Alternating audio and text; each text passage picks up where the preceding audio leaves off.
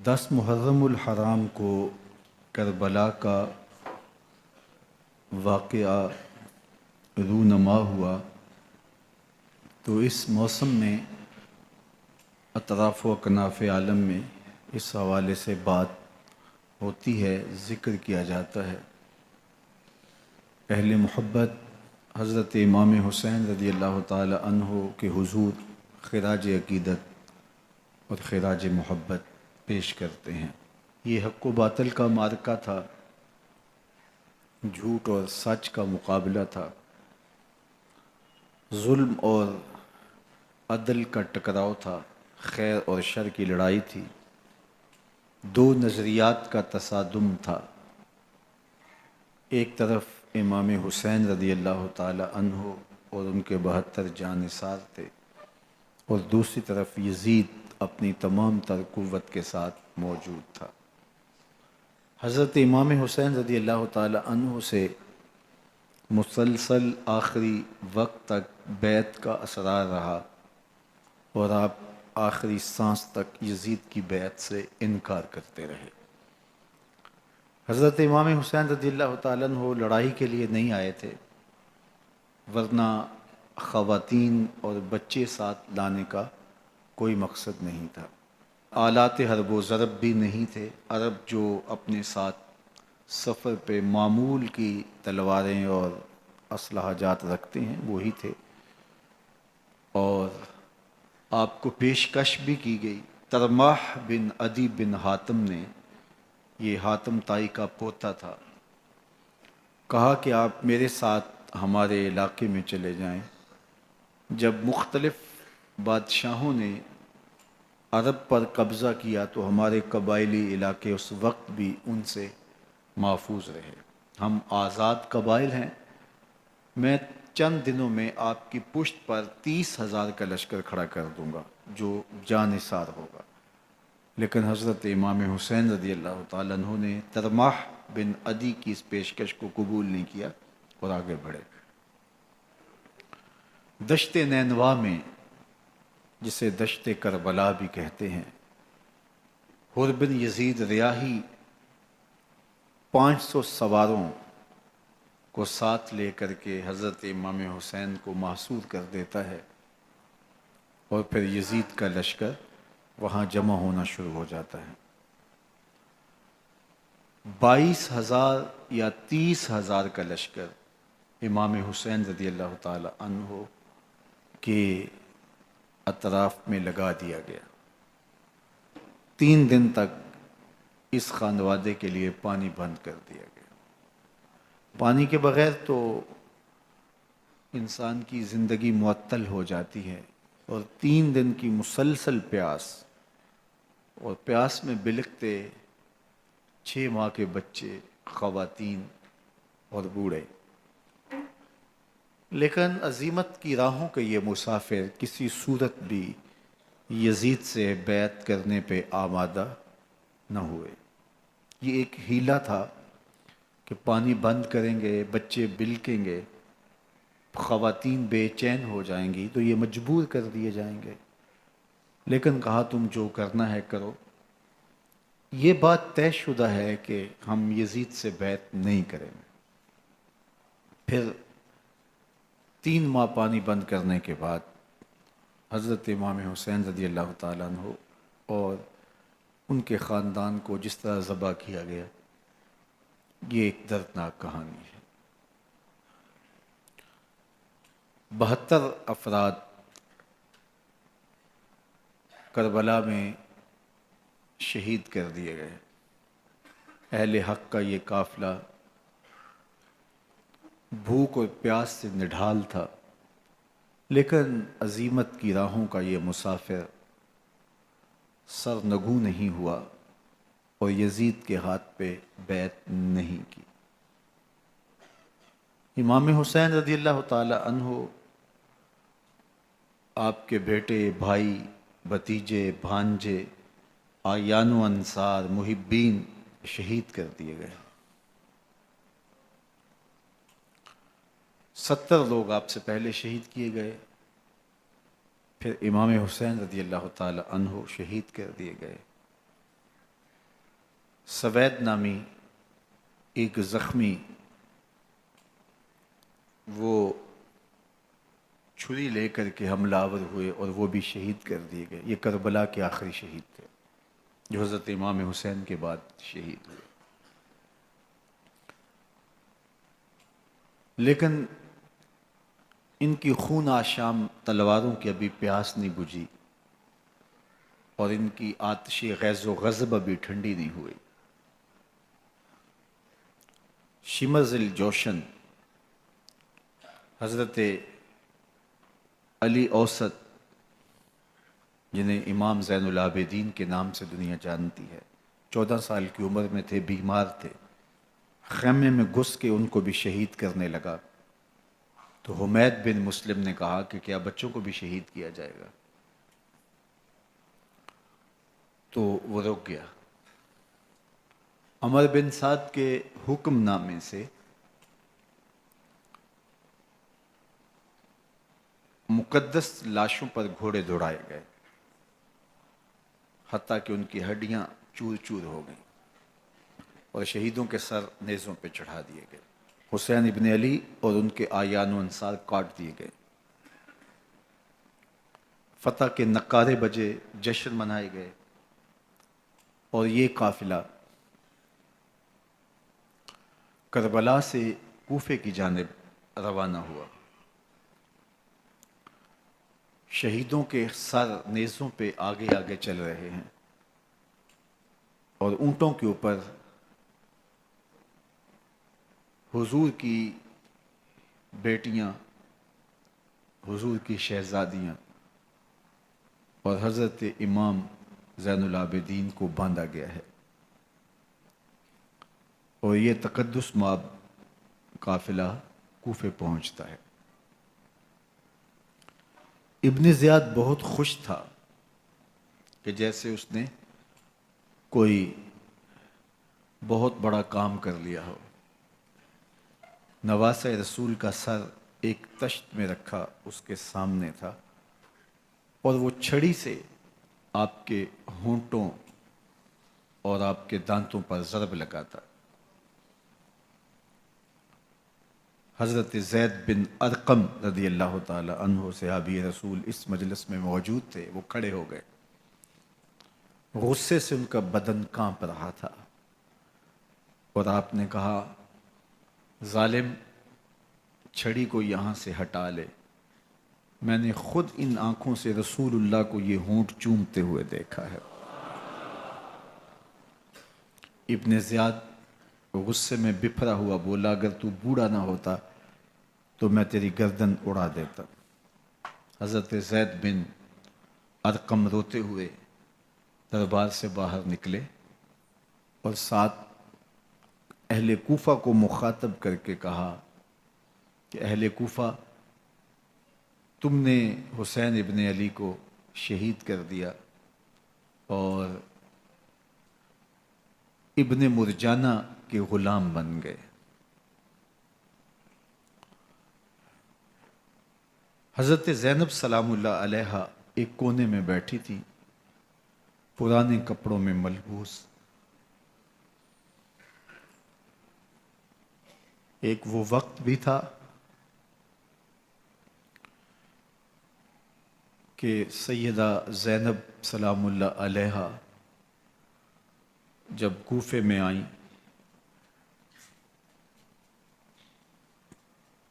سیدنا علی المرتضیٰ کے زمانے میں، ان کے دور خلافت میں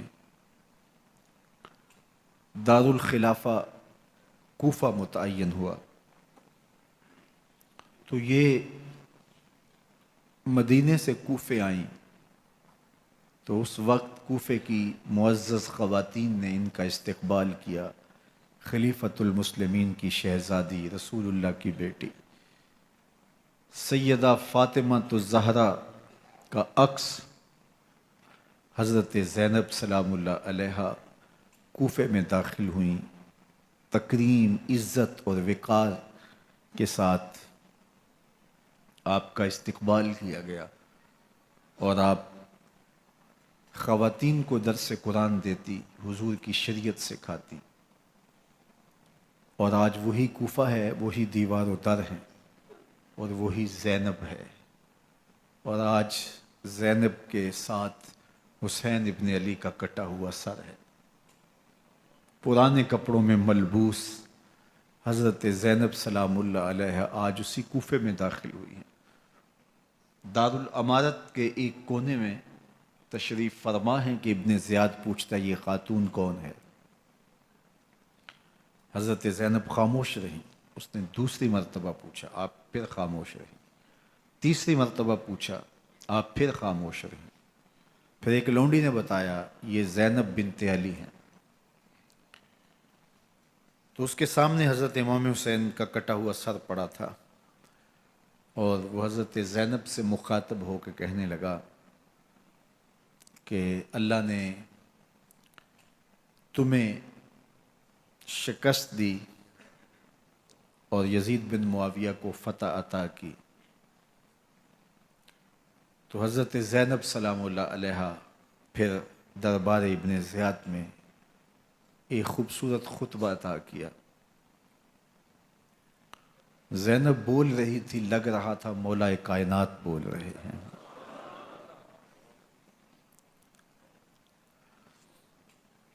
یہ خطبہ بامر مجبوری تھا، ابن زیاد کی خرافات کا جواب تھا۔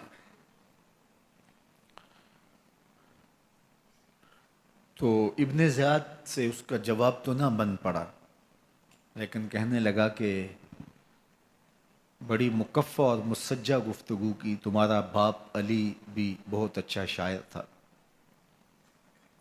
تو سیدہ زینب سلام اللہ علیہ نے فرمایا ہمیں مکفّہ گفتگو سے کیا غرض، یہ تو ایک حقیقت ہے جو ہم نے بیان کی۔ تو حضرت علی اوسط امام زین العابدین بھی پاس تھے، تو دیکھ کر کے کہنے لگا کہ یہ لڑکا کون ہے؟ تو فرمایا میں علی بن حسین ہوں۔ تو کہا کہ انہیں تو قتل کر دیا گیا۔ کہا وہ میرے بھائی تھے اور ان کا نام بھی علی تھا، میرا نام بھی علی ہے۔ تو اس نے کہا کہ اس لڑکے کو لے جاؤ اور قتل کر دو۔ حضرت زینب علی اوسط امام زین العابدین کے ساتھ چمٹ گئیں اور کہا کہ اگر تم اسے قتل کرو گے تو اس کے ساتھ مجھے بھی قتل کرنا ہوگا۔ تو ابن زیاد کہنے لگا کہ یہ عورت سچ کہتی ہے، واقعی اس کے جذبات یہی ہیں۔ اور الصلاۃ جامعہ کی پکار کے ساتھ مسجد کوفہ میں آ گیا۔ کوفے کے لوگ سارے ابن زیاد کے سامنے تھے۔ امام حسین کا کٹا ہوا سر ابن زیاد کے سامنے تھا، اور اس نے کہا کہ اللہ نے یزید بن معاویہ کو فتح دی اور کذاب ابن کذاب معاذ اللہ حسین ابن علی کو شکست دی۔ جب اس نے یہ بات کہی تو عبداللہ بن عفیف الازدی رضی اللہ تعالی عنہ موجود تھے، وہ کھڑے ہو گئے۔ غصے سے ان کا بدن کانپ رہا تھا، اور آپ نے پوری ہمت کے ساتھ ابن زیاد کو جواب دیتے ہوئے کہا، ظالم، حسین سچا، حسین کا باپ بھی سچا، تو جھوٹا، تیرا باپ بھی جھوٹا، جس نے تجھے امیر بنایا وہ بھی جھوٹا۔ تو ابن زیاد نے جب اپنے بارے عبداللہ بن عفیف سے یہ بات سنی تو اس نے حکم دیا کہ ان کا سر کاٹ دیا جائے، اور پھر حضرت عبداللہ ابن عفیف رضی اللہ تعالی عنہ کو شہید کیا گیا اور ان کی لاش کو سولی چڑھا دیا گیا۔ حق کی راہ کے یہ مسافر اپنی جان کس طرح راہ خدا میں سپرد کر رہے تھے۔ اہل کوفہ سہمے ہوئے، ڈرے ہوئے ابن زیاد کے دربار میں بیٹھے تھے، اور امام حسین رضی اللہ تعالی عنہ کے قتل کا، ان کی شہادت کا انہیں دکھ تو تھا، لیکن ان کے اندر ہمت، طاقت اور توانائی نہیں تھی۔ ان کی تلواریں یزید کے ساتھ رہیں اور دل امام حسین رضی اللہ تعالی عنہ کے ساتھ رکھنے کی بات کرتے تھے۔ پھر یہ قافلہ کوفہ سے چلتے چلتے دمشق کی جانب عازم سفر ہوا. ایک اونٹ پہ تین تین لوگوں کو سوار کیا گیا تھا. امام زین العابدین کو سوار بھی کیا گیا اور بدن پر زنجیریں بھی باندھی گئیں، جکڑ کر کے سواری پہ بٹھایا گیا. اللہ اکبر. جہاں جہاں سے یہ لوگ گزرتے لوگوں کو ان کی حالت پہ رحم آتا. بہت سارے لوگ نہیں جانتے تھے یہ کون ہیں. عمومی طور پہ راستوں میں یہی بتایا گیا کہ کچھ باغی لوگ ہیں جنہوں نے حکومت سے بغاوت کی، تو ان کے کیفر کردار تک پہنچا دیا گیا. راستے میں ایک گرجا گھر آیا اور وہاں یہ لوگ رات رکتے ہیں. گرجا گھر کی دیوار پہ لکھا ہوا تھا اترجو امت قتلت حسینا شفاعت جدہ یوم الحساب. کیا وہ امت جنہوں نے حسین ابن علی کو شہید کیا قیامت کے دن انہی کے نانے سے شفاعت مانگیں گے؟ کس منہ سے شفاعت طلب کریں گے؟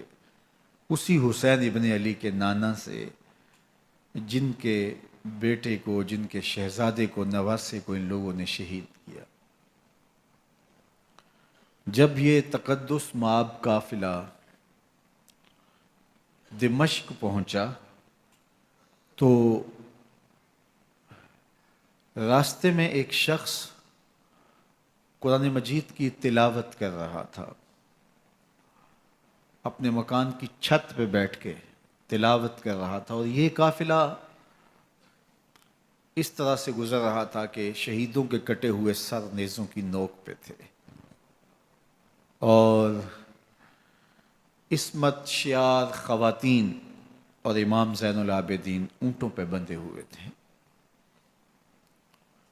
تو پڑھنے والا تلاوت کر رہا تھا کہ کہف اور رقیم یہ ہماری نشانیوں میں سے بڑی عجیب نشانیاں ہیں.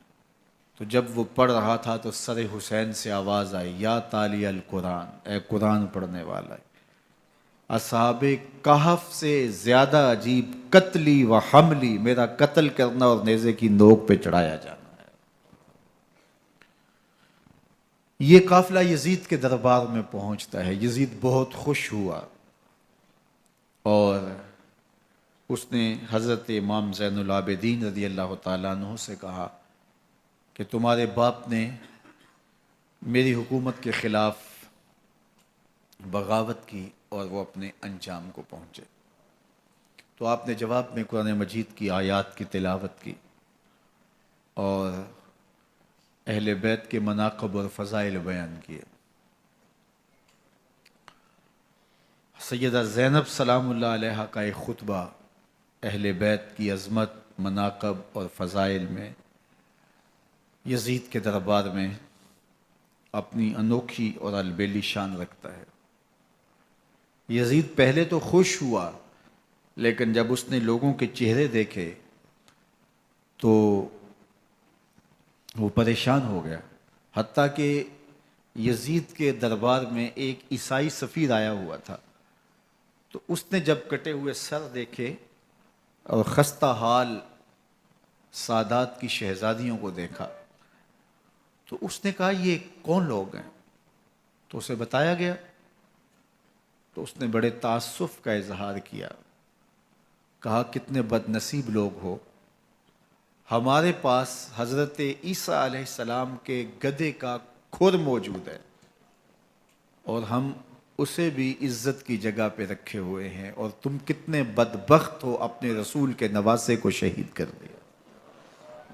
بے مروت بے وفا تیرا بھی کیا افسانہ ہے، جس نے اپنی ہی شمع کو گل کیا تو وہ پروانہ ہے.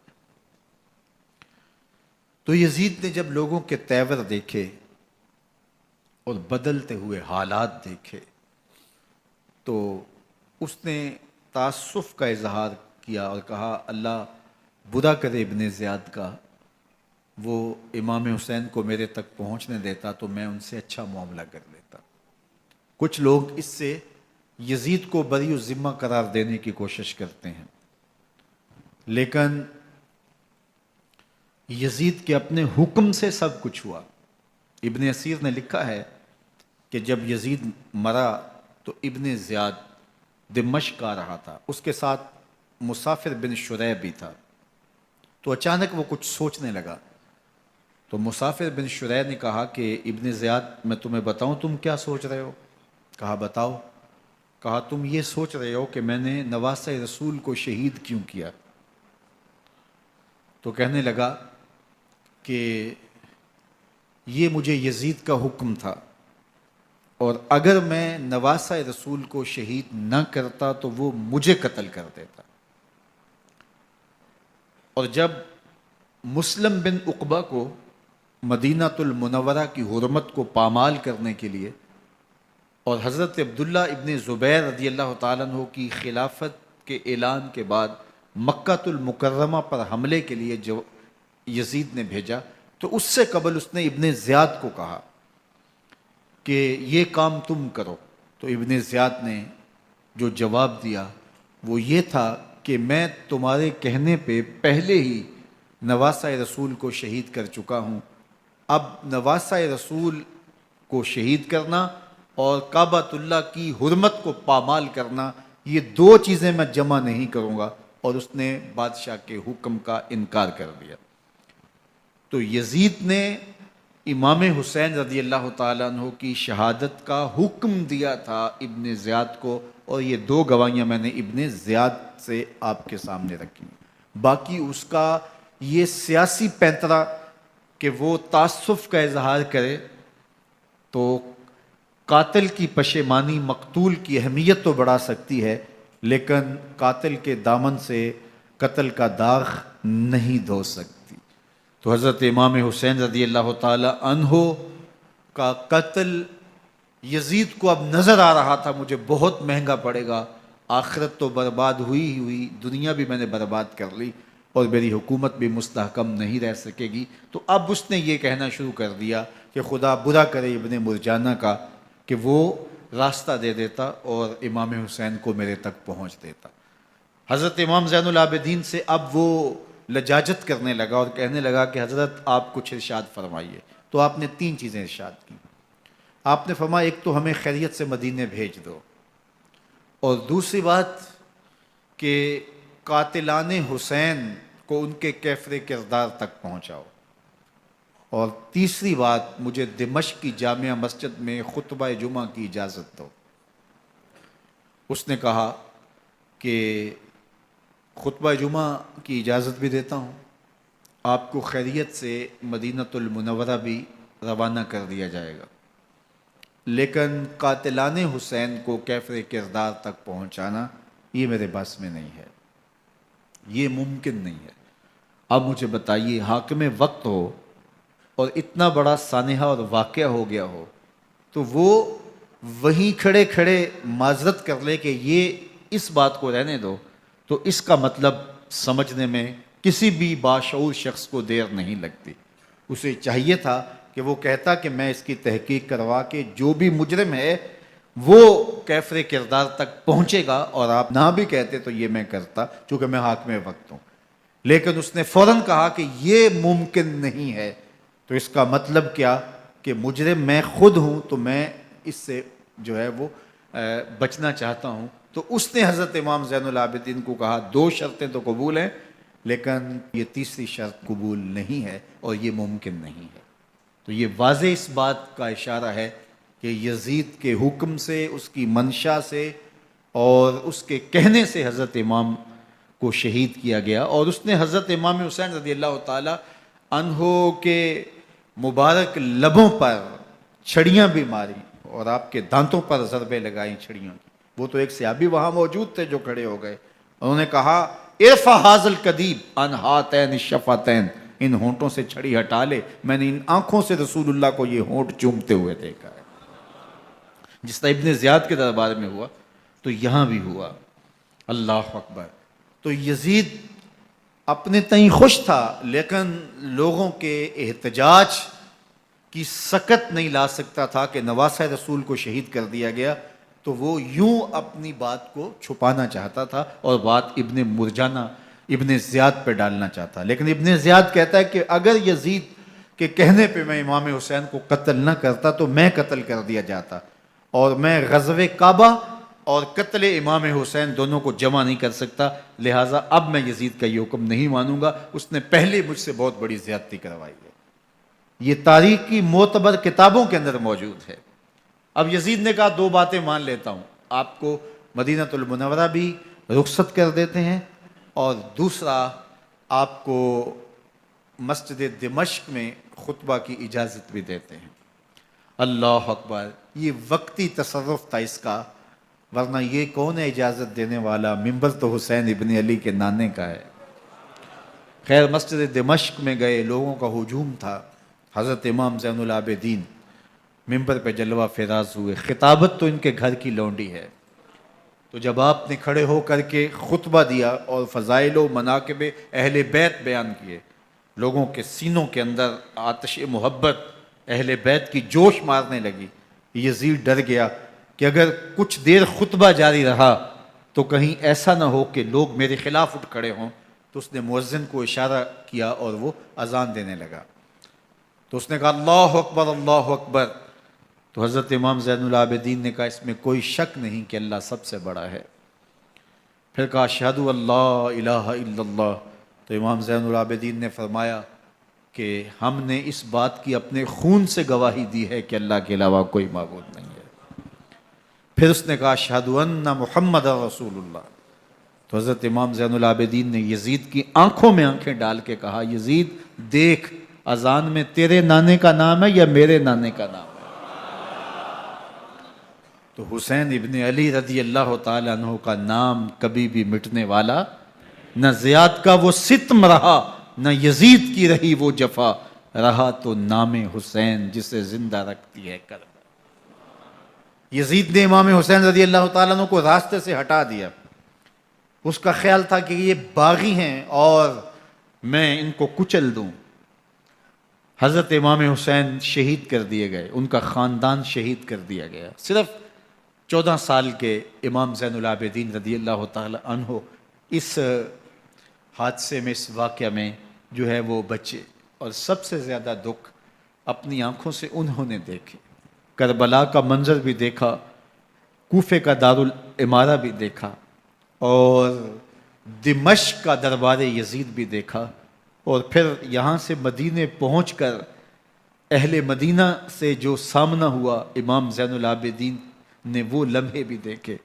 کہتے ہیں اس واقعہ کربلا کے بعد حضرت امام زین العابدین کبھی ہنسے نہیں تھے، جب بھی پانی پینے لگتے تو رو پڑتے، انہیں شاید سکینہ کی پیاس یاد آ جاتی تھی۔ امام زین العابدین کا رنگ زرد ہو جاتا جب کربلا کی یاد آتی، اور بسا اوقات شہر سے وحشت ہونے لگتی اور دور باہر نکل جاتے اور جا کر کے وہاں خیمہ گاڑ لیتے اور مہینہ مہینہ وہاں ذکر و فکر اور عبادت میں لگے رہتے۔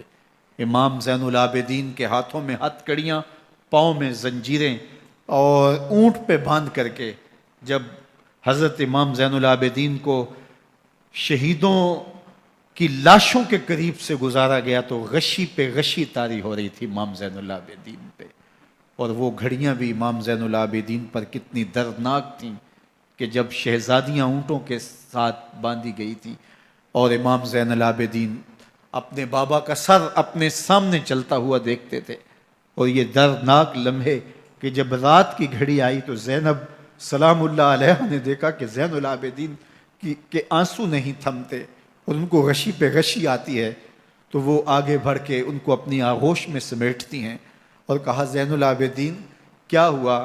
کہا کہ پھپھو جان اگر ہو سکے تو بابا کا سر کچھ دیر کے لیے میری گود میں نہیں آ سکتا ہے۔ وہ وقت بھی امام زین العابدین پہ آتا ہے جب زخم اور درد اور دکھ حد سے تجاوز کرتے ہیں تو زین العابدین مدینہ کی طرف منہ کر لیتے ہیں اور حضور کی بارگاہ میں ہوا کے ہاتھوں پیغام بھیجتے ہیں، ان نلتا یا ریح الصبا یومن الی ارض الحرمی بلغ سلامی روزتن فیہ النبی المحترمی یا رحمت للعالمین ادرک لزین العابدی محبوس عید الظالمی فی الموکب والمزدحمی۔ امام زین العابدین نے یہ سارا دردناک منظر اپنی آنکھوں سے دیکھا اور یہ سارے دکھ سہے۔ امام زہری کہتے ہیں کہ ولید کے زمانے میں دوبارہ امام زین العابدین کو پکڑ لیا گیا اور ان کے ہاتھوں میں دوبارہ ہتھ کڑیاں اور پاؤں میں بیڑیاں ڈال دی گئیں۔ میں ملنے گیا تو جو ہی امام کے ہاتھوں میں ہتھ کڑیاں دیکھی تو میرا دل ڈولنے لگا اور میری آواز گلے میں دب گئی اور آنسو تھے کہ تھمتے نہیں تھے۔ تو امام زین العابدین نے مجھے دیکھا تو مجھے تسلی دیتے ہوئے کہا زہری کیا ہوا تمہیں؟ تو میں نے کہا حضرت کربلا میں تھوڑے دکھ دیکھے تھے اور اب یہ حالت مجھ سے دیکھی نہیں جا رہی۔ تو امام زین العابدین نے ان زنجیروں کو اور ان ہتھ کڑیوں کو جن سے آپ جکڑے گئے تھے جھٹکا دیا، لوہے کی زنجیریں ٹوٹ گئیں۔ کہا زہری ہم اللہ کی تقدیر پہ راضی ہے ورنہ یہ زنجیریں کیا ہوتی ہیں۔ امام زین العابدین کو اللہ نے عزتوں سے نوازا تھا، ہر دور کے حاکم وقت ڈرتے تھے اور ان کی عزت سے حسد کرتے تھے۔ ولید بن عبد الملک بنو امیہ کا بڑا تگڑا حکمران گزرا ہے۔ ایک دن طواف کرتے کرتے حجر اسود کے سامنے آیا اور اس کے دل میں آیا کہ میں حجر اسود کو بوسہ کروں، لیکن رش اتنا تھا کہ آگے بڑھنے کی ہمت نہ ہوئی اور پیچھے ہٹ کے کھڑا ہو گیا کہ رش کم ہوتا ہے تو میں حجر اسود کو چومتا ہوں۔ اتنے میں امام زین العابدین رضی اللہ تعالی عنہ وہ بھی طواف کرتے کرتے حجر اسود کے قریب آئے، ایک لمحے کے لیے توقف کیا، لوگوں نے راستہ چھوڑ دیا۔ امام زین العابدین آگے بڑھے، حجر اسود کو چوما، پھر آگے بڑھ گئے۔ ولید بن عبد الملک کو بڑا غصہ آیا کہ لوگوں نے میرے لیے تو راہیں نہیں چھوڑی اور زین العابدین کے لیے راہیں چھوڑ دی ہیں۔ تو وہ اپنے درباری شاعر کو، فرزدق کو جو اس کے ساتھ کھڑا تھا، اس کو پوچھتا ہے من ہاذا، یہ کون ہے؟ حالانکہ اسے پتا تھا یہ امام زین العابدین ہے۔ بعض اوقات سوال تفہیم کے لیے کیا جاتا ہے، سمجھنے کے لیے کیا جاتا ہے، اور بعض اوقات سوال تحقیر کے لیے کیا جاتا ہے۔ جس طرح کسی شخص کو آپ پسند نہ کرتے ہو اور وہ کوئی کام کرے تو آپ کہتے ہیں یہ کون ہے، یہ کون ہے؟ تو اس نے کہا من ہاذا، یہ کون ہے؟ اب فرزدق شاعر تھا اور درباری شاعر تھا، اسے اچھی طرح پتا تھا کہ من ہاذا سے بادشاہ کیا سننا چاہتا ہے، لیکن آج اس کی غیرت ایمانی جاگ گئی۔ بادشاہ نے کہا من ہاذا، یہ کون ہے؟ تو فرزدق نے بادشاہ کی آنکھوں میں آنکھیں ڈال کے کہا بادشاہ تو نہیں جانتا یہ کون ہے؟ اس کو تو بطحا کے سنگ ریزے بھی جانتے ہیں، اس کو تو زمین والے بھی جانتے ہیں، آسمان کے فرشتے بھی جانتے ہیں۔ یہ فاطمہ کا بیٹا ہے، یہ علی کا شہزادہ ہے، یہ رسول اللہ کا نواسہ ہے۔ تیرا من ہاذا کہنا اس معرفہ کو نکرا نہیں کرے گا، یہ کل بھی معرفہ تھا، یہ آج بھی معرفہ ہے۔ کھڑے کھڑے امام زین العابدین کی شان میں ایک طویل قصیدہ لکھ دیا۔ بادشاہ تو اس سے کچھ اور سوچ رہا تھا، الٹ ہو گیا، اس نے ایک فرزدق کو جیل میں ڈال دیا۔ امام زین العابدین کو پتا چلا، آپ نے اشرفیوں کی 2 تھیلیاں خادم کے ہاتھ بیچی، کہ ہماری وجہ سے تمہارے اوپر یہ افتاد پڑی ہے۔ تو اس نے تھیلیاں قبول کی، چوما آنکھوں سے لگائیں اور پھر خادم کے ہاتھ میں دیتے ہوئے کہا امام کو میرا سلام دے دینا اور کہنا حضرت ساری زندگی نے ٹگوں کے لیے، ان پیسوں کے لیے، اشرفیوں کے لیے شاعریاں کی ہیں، یہ جو میں نے قصیدہ لکھا ہے آپ کے نانا کی شفاعت کے لیے لکھا ہے۔ جو دلوں کو فتح کر لے وہی فاتح زمانہ۔ امام حسین کو تو کاٹ دیا گیا نا، اس لیے کاٹ دیا گیا کہ یہ ہماری حکومت سے بغاوت کر رہے ہیں، انہوں نے یہ کہا، بہانہ یہ بنایا، نظم حکومت میں یہ مخل ہو رہے ہیں، لہٰذا انہیں شہید کر دیا گیا۔ نہ صرف انہیں شہید کیا گیا، سر کاٹے گئے، نیزوں کی نوک پہ چڑھائے گئے، لاشوں پہ گھوڑے دوڑائے گئے۔ کیا کیا ظلم تھا، کیا کیا جبر تھا جو روا نہیں رکھا گیا، پیاسا رکھا گیا، بھوکا رکھا گیا، 6 ماہ کے بچے بھی نہیں چھوڑے گئے۔ امام حسین جب حضرت علی اصغر کو اپنے ہاتھوں پہ اٹھا کے فرات کے کنارے جا کھڑے ہوئے تو آپ نے اشقیاء سے مخاطب ہو کے کہا کہ تمہاری لڑائی تو مجھ سے ہے، اس 6 ماہ کے بچے نے تمہارا کچھ نہیں بگاڑا۔ چلو سے پانی بھرا تاکہ اصغر کا حلق تر ہو جائے، تو پانی ابھی حلق تک نہیں پہنچا، 2 شاخہ سن سناتا ہوا تیر آیا اور علی اصغر کا گلا چیر گیا۔ اور کہتے ہیں وہ جو تیر تھا جو حضرت علی اصغر کا گلا چیر کے آگے گزرتا ہے، وہ تیر تھا جو جانوروں کو مارنے کے لیے استعمال کیا جاتا ہے۔ گردن لٹک جاتی ہے، خون بہنے لگتا ہے۔ امام حسین اس خون کو آسمان کی طرف اچھال کے کہتے ہیں مالک حسین کی یہ قربانی بھی قبول فرما لے۔ نسل مٹا دی گئی، شہید کر دیے گئے، گھوڑے دوڑائے گئے، سادات کرام عصمت شعار پیغمبر زادیوں کو اونٹوں پہ بٹھایا گیا، رسیوں سے جکڑا گیا، چادریں چھیننے کی کوشش کی گئی، کیا کچھ نہیں ہوا۔ تاریخ دردناک ہے، اور یہ پیغمبر کے ماننے والوں نے، کلمہ پڑھنے والوں نے یہ سب کچھ کیا۔ بے مروت، بے وفا، تیرا بھی کیا افسانہ ہے، جس نے اپنی ہی شمع کو گل کیا تو وہ پروانہ ہے۔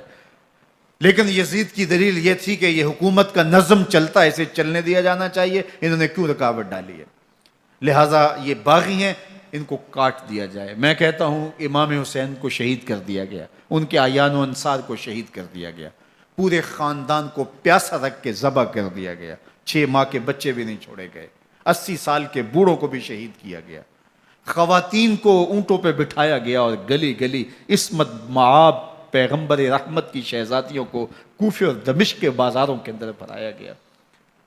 تو مجھے بتائیں اس کے بعد یزید کی حکومت نے کیا کیا، ان کا کیا کارنامہ تھا؟ کتنے محدث پیدا ہوئے، کتنے مفکر پیدا ہوئے، کتنے جرنیل پیدا ہوئے، کتنے صوفی پیدا ہوئے؟ کون تھا جو ان کے تخت و تاج اور ان کی حکومت جس کو بچانے کے لیے اتنا بڑا حادثہ کر دیا اور پیغمبر کے بیٹوں کو شہید کر دیا؟ تو کیا پھر اس حکومت نے کیا یزید نے؟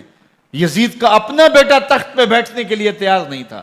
6 ماہ کے بعد اس کی لاش گھر سے نکلی، اس نے کہا کہ یہ تخت جو ہے وہ آل رسول کے خون پہ بنا ہے، میں اس پہ نہیں بیٹھوں گا، اور رسوا ہو گئے۔ اور یزید جس کو زوم تھا کہ میں اتنی بڑی سلطنت کا مالک ہوں، اس کو بچانا ہے، اس سلطنت نے اسلام کے لیے کیا کیا؟ مجھے بتاؤ، کون سے جرنیل پیدا کیے، کون سے حکمران پیدا کیے، اس نے کون سے توانا لوگ پیدا کیے، کون سے محدث، کون سے مفکر، کون سے مسلح پیدا کیے؟ اور جس خاندان کو کاٹ دیا گیا، صرف ایک 14 سال کا علی اوسط زین العابدین بچا۔ اور ذرا حسین ابن علی کی نسل دیکھو، جعفر صادق کس نسل سے ہیں، باقر العلوم کس نسل سے ہیں، حضرت غوث اعظم کس کے شہزادے ہیں، حضرت داتا گنج بخش علی حجویری کس کے بیٹے ہیں، اور حضرت معین الدین چشتی اجمیری کس کے بیٹے ہیں؟